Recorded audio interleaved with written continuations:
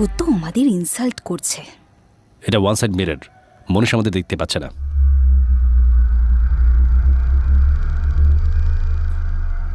মনীষ বসু, এর সঙ্গে ডিল করতে হলে আপনাদের প্রচণ্ড সাবধানে থাকতে হবে। ও জাদুকর আর পালাতে ওস্তাদ।